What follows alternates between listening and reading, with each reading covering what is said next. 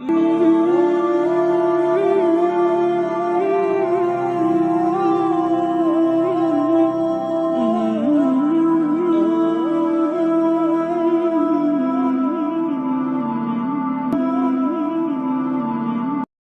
আমরা বলি আহলে সৌদ সহ যত গলফ কান্ট্রি আছে, কাতার, কুয়েত, আবুধাবি, লেবানন, জর্ডান যা আছে, সবাই এদের বন্ধু। এরা আমার উম্মতের কেউ না। আপনার কাছে মনে হতে পারে মোহাম্মদ বিন সালমান আমিরুল মুমিনিন, আমার কাছে মনে হয় সেই ইহুদিদের একজন এজেন্ট। আল্লাহ বলেছেন, তোমরা ইহুদি এবং খ্রিস্টানদেরকে বন্ধু রূপে গ্রহণ করো না, ফুল স্টপ। আর কিছু শুনতে চান? আল্লাহর চেয়ে কি আপনি ভালো বোঝেন? এটাকে উগ্রবাদী দর্শন। এই যে আমি যে একটা অনুবাদ করলাম, এটাকে উগ্রবাদী কথা। আল্লাহ বলেছেন ইহুদি এবং খ্রিস্টানদেরকে তোমরা বন্ধু রূপে গ্রহণ করো না, ফুল স্টপ। বা'দুহুম আউলিয়াউ বা'দ, ওরা একে অপরের বন্ধু। এই দেখেন, ইহুদি এবং খ্রিস্টানরা একে অপরের বন্ধু। এই বন্ধুত্ব কিন্তু আগে ছিল না, এই জামানায় হলো। ওয়া মা ইয়াতাওয়াল্লাহুম মিনকুম ফাইন্নাহু মিনহুম, তোমাদের মধ্যে মুসলিমরা কেউ যদি ওদের দিকে মুখ ফিরায়, ওদের সাথে বন্ধুত্ব করে, সে এই উম্মার কেউ না, সে ওদের অন্তর্ভুক্ত। এজন্য আমরা বলি আহলে সৌদ সহ যত গলফ কান্ট্রি আছে, কাতার, কুয়েত, আবুধাবি, লেবানন, জর্ডান যা আছে, সবাই এদের বন্ধু। এরা আমার উম্মতের কেউ না। আপনার কাছে মনে হতে পারে মোহাম্মদ বিন সালমান আমিরুল মুমিনিন, আমার কাছে মনে হয় সেই ইহুদিদের একজন এজেন্ট। That's all. কারণ আমরা বুঝি কোরআন দিয়ে পলিটিক্যাল সায়েন্স কি জিনিস। আপনাকে কিছু আইওয়াশ দেখায়, মসজিদ করে দিবে, মাদ্রাসা করে দিবে, টাকা পয়সা ডোনেট করবে। ওই টাকা তো আমার টাকা, ওটা আমাদের টাকা। ওকে তেল বিক্রি করে এত টাকা কে দিতে বলেছে? ডলার কেন্দ্রিক। যখন পেট্রো ডলার বুঝবেন তখন বুঝবেন এই সম্পদ আমাদের সম্পদ, উম্মার সম্পদ। এটা উম্মার সম্পদ। কেন তুমি ডলার দিয়ে এক্সচেঞ্জ করলো ওদের সাথে? ওটা পরে বুঝবেন, ওদিকে আসছি। এই অ্যালায়েন্সটার কথা আল্লাহ পাক বলেছেন, তোমাদের মধ্যে কেউ যদি ওদের দিকে মুখ ফিরায়, সে ওদের অন্তর্ভুক্ত, আমাদের উম্মতের কেউ নয়। সূরা বাকারায় যান, আল্লাহ পাক আরো কড়া কথা বলেছেন। আল্লাহ পাক বলেছেন যে ওয়ালান তারদা আনকাল ইয়াহুদা ওয়ালান নাসারা হাত্তা তাত্তাবি'a মিল্লাতাহুম, হে নবী, যতক্ষণ পর্যন্ত আপনি ইহুদি এবং খ্রিস্টানদের মিল্লাত গ্রহণ না করছেন, ততক্ষণ পর্যন্ত তারা আপনার উপর সন্তুষ্ট হবে না। তার মানে ইহুদি এবং খ্রিস্টানরা যদি কোনো ব্যক্তি, কোনো পরিবার, কোনো সমাজ, কোনো রাষ্ট্রের উপর রাজি খুশি হয়, বুঝতে হবে এরা ওদের গোলাম বা দাসে পরিণত হয়েছে। যখন ইহুদি খ্রিস্টানরা কারো উপর সন্তুষ্ট হবে, বুঝে নেবেন আমি আর ইসলামের মধ্যে নাই, আমি ওদের পশ্চিমা শয়তানদের পালিত কুকুরে পরিণত হয়েছে, এক কথায়। আর যখন দেখবেন কোন মুসলিম সম্প্রদায়ের উপরে বা বিরুদ্ধে ওরা তেড়ে আসছে, তাহলে বুঝবেন নিঃসন্দেহে এরা হকের উপর আছে। এই কারণেই তারা ওদের উপর তেড়ে আসছে, কোনো সন্দেহ নাই। এটা সূরা বাকারার মধ্যে আছে। এই যে অ্যালায়েন্সটা গঠন করা হলো, এরপর তারা যেটা করলো, তারা বিশ্বের প্রাকৃতিক সম্পদগুলোকে আয়ত্ত করতে শুরু করলো। কি মাস্টার প্ল্যান! বিশ্বের প্রাকৃতিক সম্পদ যেমন ডায়মন্ড, যেমন গোল্ড, সোনা, রূপা এবং তেল, এগুলোকে তারা নিজেদের হাতে নেওয়া শুরু করলো। আফ্রিকার মহাদেশ থেকে তারা নিতে শুরু করলো ডায়মন্ড, মাইনিং করে করে ডায়মন্ড। এজন্য আফ্রিকা এত গরিব একটা জায়গা, ওখান থেকে সব হীরা ওরা বের করে নিয়েছে। এবং সৌদি আরব এবং গলফ কান্ট্রির কাছ থেকে ওরা নিল তেল, এবং ওদের দেশে এটাকে রিস্টোর করতে লাগলো। আর এদেরকে দিতে থাকলো কাগজের টাকা, ডলার। নিজের ঘরে প্রেস আছে, নিজের ঘরে প্রেস আছে, টাকা ছাপানোর প্রেস আছে, কাগজ দিবে, ডলার বের হবে। এই কাগজটা, কাগজের টুকরা দিবে গলফ কান্ট্রিকে, আর গলফ কান্ট্রি তেল দিবে ওদেরকে। কে লাভবান হচ্ছে এখানে? যাদের ঘরে প্রেস আছে ওরা। আর যে মনে করছে আমি তো অনেক ডলার কামাই করছি, তেল দিলে কি সমস্যা, এর চেয়ে বোকা মানুষ পৃথিবীতে কেউ আছে? আচ্ছা, ও যদি সোনার বিনিময়ে তেল নিত ভালো হতো না? যে টাকা না, আমি সোনা চাচ্ছি, গোল্ড, আমি তেল দিব গ্যালন, 10 গ্যালন, আমাকে এতটুকু সোনা দিতে হবে। সোনা আর তেল এক্সচেঞ্জটা ভালো ছিল না? দুইটার ভ্যালু আছে না? কে বুঝায় এদেরকে? এই মুসলিমদের মধ্যে এত বড় বড় গাদ্দার আছে ইসলামিক কান্ট্রিগুলোর মধ্যে, আপনি কল্পনাই করতে পারবেন না। এরা উম্মার সমস্ত সম্পদ ওদের হাতে তুলে দিয়েছে। এভাবে ওরা তেল নিল ওদের কাছ থেকে, আর বিশ্বের অন্যান্য জায়গাগুলো থেকে তারা রূপা, আরো যে প্রাকৃতিক সম্পদগুলো আছে, এগুলো গ্যাস, এগুলো নেওয়া শুরু করলো।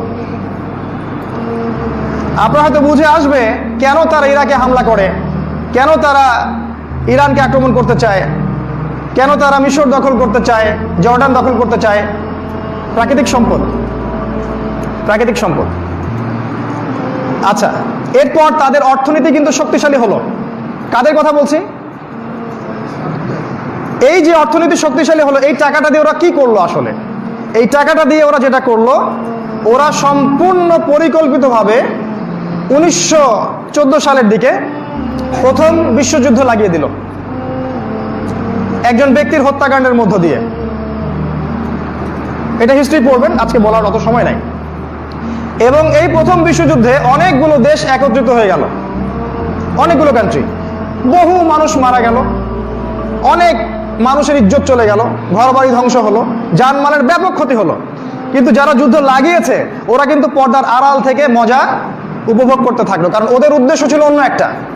ওদের উদ্দেশ্য ছিল না যে ইহুদি খ্রিস্টানরা বৌদ্ধরা একসাথে মারামারি করে মারা যাক, না, এটা ওদের মোটে উদ্দেশ্য ছিল না। উদ্দেশ্য ছিল ওই যে জেরুজালেম, ওই জেরুজালেমটাকে যেন তারা আবার দখল করতে পারে।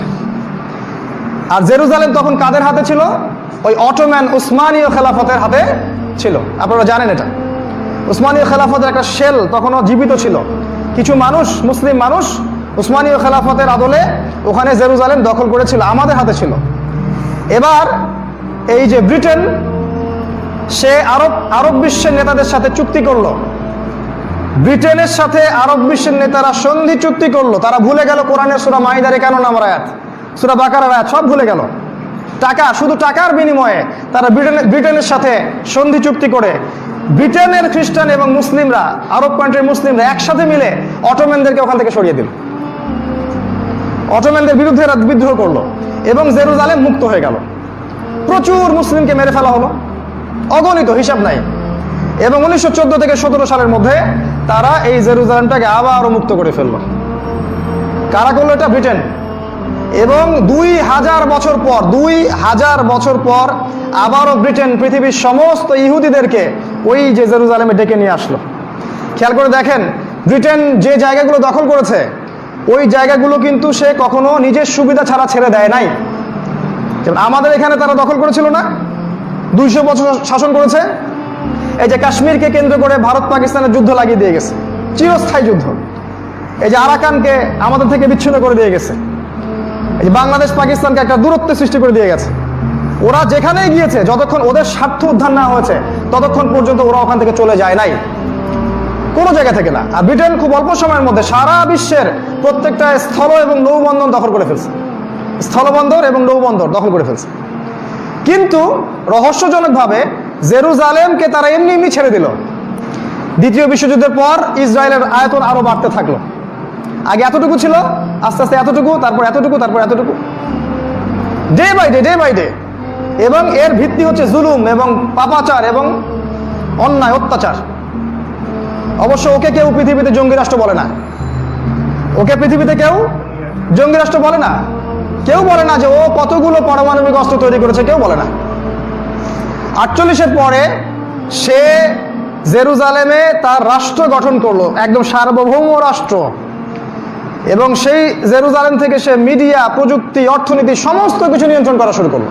শুধু তাই না, আমেরিকার হাত ধরে সে ইউনাইটেড নেশনস বা জাতিসংঘ তৈরি করলো, যার মূল উদ্দেশ্য ছিল পুরো পৃথিবীব্যাপী ইহুদি খ্রিস্টানদের আধিপত্য স্থাপন করা এবং বিশ্বের প্রতিটা রাষ্ট্রকে জাতিসংঘের দাসে পরিণত করা। এখন পর্যন্ত বিশ্বের প্রতিটা রাষ্ট্র, প্রতিটা মধ্যবিত্ত এবং নিম্ন মধ্যবিত্ত রাষ্ট্র যাদের মাথাপিছু আয় কম, তারা ইউনাইটেড নেশনস বা জাতিসংঘের দাস। ওখানে যে রেজুলেশন পাস হবে সেটাই বাস্তবায়ন করতেই হবে। ওখানে যদি বলে সিরিয়াতে গিয়ে বোম মারো, সিরিয়াতে গিয়ে বোম মারবে। যদি বলে ইয়েমেনে গিয়ে বোম মারো হে মোহাম্মদ বিন সালমান, সালমান তাই করবে। ওখানে যদি রেজুলেশন পাস হয় আফগানিস্তানে গিয়ে বোম মারো, সেখানে তালেবানরা আছে, ওখানে গিয়ে এরা বোম মারবে। ওখানে যা বলা হবে সারা বিশ্বে তাই হবে। এইরকম একটা আধিপত্য স্থাপন করলো জাতিসংঘ। আর আমরা ওদের সদস্যপদ পাওয়ার জন্য নাকে খড় দিয়ে প্রায় চেষ্টা দিই। আল্লাহ পাক কি বলেছেন? লা তাত্তাখিযুল ইয়াহুদা ওয়ান নাসারা আউলিয়া, আমরা ভুলে গেছি আমরা। এরপর সে যেটা করলো, ওয়ার্ল্ড ব্যাংক তৈরি করলো, ওয়ার্ল্ড ব্যাংক, বিশ্ব ব্যাংক। এবং এই বিশ্ব ব্যাংক দিয়ে সে সারা বিশ্বের সুদি কারবার ছড়িয়ে দিল। বিশ্বের একটা অঞ্চল বাকি থাকলো না যেখানে সুদি ব্যাংক থাকলো না। সুদ তো আপনারা বোঝেনি। আর সম্পদ লুটলো কিভাবে? এই যে কাগজের টাকা দিয়ে। আপনাকে কাগজের টাকা দিবে আর আপনি ওদেরকে সোনা দিবেন, রূপা দিবেন, তেল দিবেন, গ্যাস দিবেন। ওরা সমৃদ্ধ হবে আর আপনাকে তেজপাতা ধরিয়ে দিবে। আমি বলেছি আগামী দিনগুলোতে যদি ওরা কাগজের টাকা তুলে দেয়, এবং সেটা তুলে দিবে ইনশাআল্লাহ অল্প সময় পরেই, সব ইলেকট্রনিক মানি হয়ে যাবে। যদি তখন তেজপাতাকে তারা কাগজ হিসেবে চালু করে, তেজপাতা লেমিনেটিং করে তেজপাতাকে কাগজ টাকা হিসেবে চালু করে দেয়, আমাদের প্রত্যেকটা আলেম ওলামা বলবে এটা জায়েজ ইল্লা মাশাআল্লাহ। অর্থনীতির বিষয়ে তারা এতই মিসকিন, অর্থনীতির জ্ঞানে তারা এতই মিসকিন যে এই সামান্য প্রতারণাটুকু ধরতে পারলো না। এই যে একটা টুকরা, কি ভ্যালু আছে এটা? এর মধ্যে যদি সোনা থাকতো ভ্যালু থাকতো না? আল্লাহ পাক যে কোরআনে বলেছেন গোল্ড, দিনার, সিলভার, দিরহামের কথা,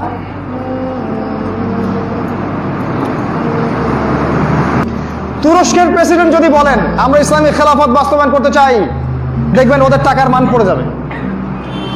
ইন্দোনেশিয়ার প্রেসিডেন্ট যদি বলে, মালয়েশিয়ার প্রেসিডেন্ট যদি বলে যে আমরা ইসলামিক ল শরিয়া বাস্তবায়ন করব, দেখবেন ওদের টাকার মান পড়ে যাবে। আফগানের টাকার মান পড়বে না তালেবানদের, কারণ ওরা ওদের ধার ধারে না। সিরিয়াসলি, ওরা ওদের ধার ধারে না। যদি এরাও ওদের ধার না ধারতো, সবাই একসাথে ওদের বিরুদ্ধে থাকতো, দেখতেন যে এরাও ওদের কিছু করতে পারতো না। কেন টাকার মান কমবে? যখনই আপনি কোরআন সুন্নাহ ইসলাম নিয়ে দাঁড়াবেন, ওরা আপনাকে অর্থনৈতিক আগ্রাসন চালাবে, আপনার টাকার মান কমিয়ে দিবে, আপনার দ্রব্যমূল্যের দাম বেড়ে যাবে, আপনার দেশের মধ্যে দেখবেন ম্যাসাকার অবস্থা, দেশকে সামলাতে আপনার হিমশিম খেতে হবে, খেলাফত তো অনেক দূরের কথা। এত মাস্টার প্ল্যান তারা করেছে। এমনকি ওদের যে মিডিয়াগুলা, এই মিডিয়াগুলো দিয়ে ওদের টার্গেট ছিল মুসলিমদেরকে, ইসলামকে এবং মুসলিমদেরকে পৃথিবী থেকে মিটিয়ে ফেলা বা বিশ্বে বিতর্কিত জাতি হিসেবে তুলে ধরা। এরা এই মুসলিমরাই জঙ্গি, মুসলিমরাই সন্ত্রাসী, মুসলিমরাই অমুক, মুসলিমরাই তমুক, আর আমরা দুধে দেওয়া তুলসী পাতা, আমরা নোবেল পুরস্কার পাওয়ার যোগ্য আর কি। এই কাজটা ওরা করলো প্রতিটা ডিপার্টমেন্ট। আরেকটা কাজ করলো শিক্ষা ব্যবস্থা। শিক্ষা ব্যবস্থার প্রতিটা ক্ষেত্রে ওরা ইসলামকে তুলে দিল। এখানে আপনি সারা জীবন অনেক কিছু শিখবেন ইল্লাল কোরআন, কোরআন বাদ দিয়ে আর সুন্নাহ বাদ দিয়ে। শিক্ষা ব্যবস্থার বেস দিয়ে দিল যুক্তি, দর্শন, বিজ্ঞান। আল্লাহর ওহী এখানে কিছু না। এটা আল্লাহর রহমত যে আমরা কিছু মানুষ কওমি ঘরানায় বা ইসলামী ঘরানায় পড়াশোনা করতে পারছি, এটা আল্লাহর খাস রহমত। এটাকেও ধ্বংস করার জন্য ওরা যা যা করার তাই করছে এখন। সামনের দিনগুলোতে যদি শোনেন মাদ্রাসাগুলো বন্ধ করে দেওয়া হবে, অবাক হবেন না। যখন ওদের পশ্চিমা শয়তানরা বলবে এটা করো, তখন তারা এটাও করবে, এটাও করবে। তারা শিক্ষা ব্যবস্থা থেকে ইসলামকে সরিয়ে দিল, অর্থনীতি থেকে ইসলামকে সরিয়ে দিল, সুদ চালু করে দিল। তারা রাজনীতি থেকে ইসলামকে সরালো, তারা মিডিয়ার মাধ্যমে ইসলামের প্রতি আগ্রাসন চালালো এবং প্রযুক্তিগত উন্নতি অর্জন করলো এবং অস্ত্রশস্ত্রে সুসজ্জিত হলো এবং বড় সেনাবাহিনী গঠন করলো, যাতে করে বিশ্বে ওদের বিরুদ্ধে কেউ দাঁড়াতে না পারে। এই বিগত 100 বছর এই কাজগুলো তারা করেছে। আল্লাহ বলেছেন ওয়ালা তাহিনু ওয়ালা তাহজানু, তোমরা হীনবল হয়ো না, দুশ্চিন্তাগ্রস্ত হয়ো না, ওয়া আনতুমুল আ'লাউনা, তোমরাই বিজয়ী হবে, ইন কুনতুম মুমিনিন, যদি তোমরা মুমিন হয়ে থাকো। ওয়ালা তাহিনু ওয়া তাদউ ইলা সালম, তোমরা হীনবল হয়ো না, শান্তি চুক্তির দিকে ওদেরকে ডেকো না। ওয়াল্লাহু মাআকুম, আল্লাহ পাক তোমাদের সাথে আছেন। ওয়ালা ইয়াতিরাকুম আমালাকুম, আল্লাহ পাক তোমাদের আমল কখনো বিনষ্ট করবেন না। ইনফিরু খিফাফা ওয়া সিকালা, তোমরা বড় বড় দল ছোট দলে বের হয়ে পড়ো। যদি আল্লাহর পথে বের না হও, আল্লাহ পাক বলেছেন যে ইয়াস্তাবদিল কওমান গায়রাকুম, আল্লাহ পাক তোমাদেরকে সরিয়ে দিয়ে অন্য কওমকে নিয়ে আসবেন। সুম্মা লা ইয়াকুনু আমসালাকুম, তারা তোমাদের মতো অপদার্থ হবে না। ডিসিশন আমাদেরকে নিতে হবে, আমরা কি সেই হারানো গৌরব ফিরে পেতে চাই কিনা, আর এই ফিরে পেতে চাওয়াটা কি আমাদের অপরাধ কিনা? আমরা আমাদের সেই খেলাফা ফিরে চাই, এটা আমাদের অপরাধ নয়, এটা আমাদের অধিকার। এই অধিকার আদায় করার জন্য এখন একটাই পথ, লড়ার শপথ, দ্বিতীয় কোনো পথ নাই। আল্লাহ পাক আমাদের সবাইকে আলোচনা বোঝার তৌফিক দান করুন এবং আমাদের প্রত্যেককে দ্বীনি জ্ঞান অর্জন করার তৌফিক দান করুন। আল্লাহ পাক আমাদের আদর্শ পরিবার গঠন করার তৌফিক দান করুন। আল্লাহ পাক আমাদেরকে হালাল রিজিকের ব্যবস্থা করে দিন।